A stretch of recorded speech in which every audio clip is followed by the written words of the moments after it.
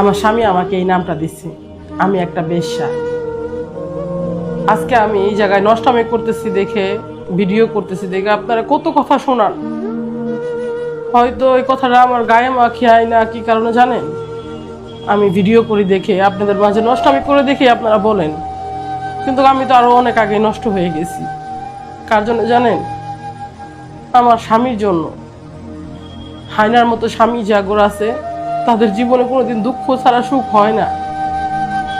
আমি তো বেশ আমার স্বামী কবেই বানাই দিছে আমাকে, যেদিন থেকে আমার আবদারগুলো, আমার চাহিদাগুলো যে যখনকার থেকে পূরণ করতে না পারছে সে।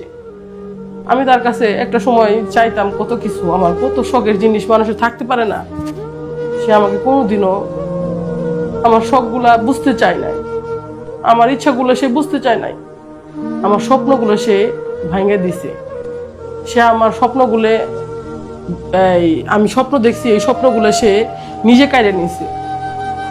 এটা কি মানুষের টর্চার হয় না? মানসিক টর্চার। আর আপনারা আমাকে বেশ্যা করেন, আমি তো বেশ্যা আগের থেকে। আর আমার তো খারাপ বললে আর কি হবে বলেন? আমার তো লাজ লজ্জা সব তো খাইয়া ফেলাইছি আমি। আমার লাজ লজ্জা তো আমি আরো 5 বছর আগে এই মাটি দিছি, যে আমার লজ্জা বলতে কিছু নাই। এখন আমার পুরা দেহটা নিয়ে আমি ঘুরে বেড়াই, আমার কলিজা, আমার মানে পুরা শরীরটা, খালি আমার ভিতরের কোনো হৃৎপিণ্ড নাই, আমার পুরা খালি দেহটা নিয়ে ঘুরে বেড়াই, যে আসলে কোন জায়গায় এই দেহটারে মাটি দিব বা ধামা ছাপা দিব, কিন্তু পারতেছি না জানেন। খালি মাহিমার জন্য পারি না। মাহিমাকে কে দেখবে?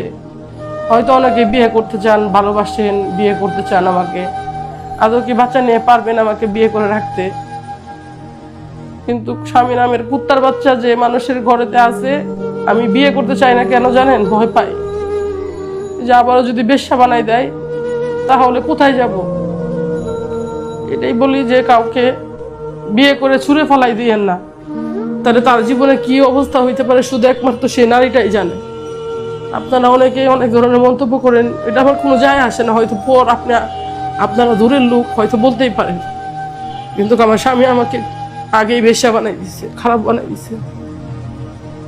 তাই বলি যে সবাইকে না জেনে বলবেন না। হয়তো কত জনের দেখেন গা বোন, মা এরকমই আমার মতো বেশ্যা হয়ে ঘুরে বেড়াইতেছে রাস্তাঘাটে, কিন্তু আমারটা হয়তো সবাই দেখতেছে আর তাদেরটা দেখাই যাচ্ছে না। এটাই বলি যে কাউকে না জেনে মন্তব্য করেন না।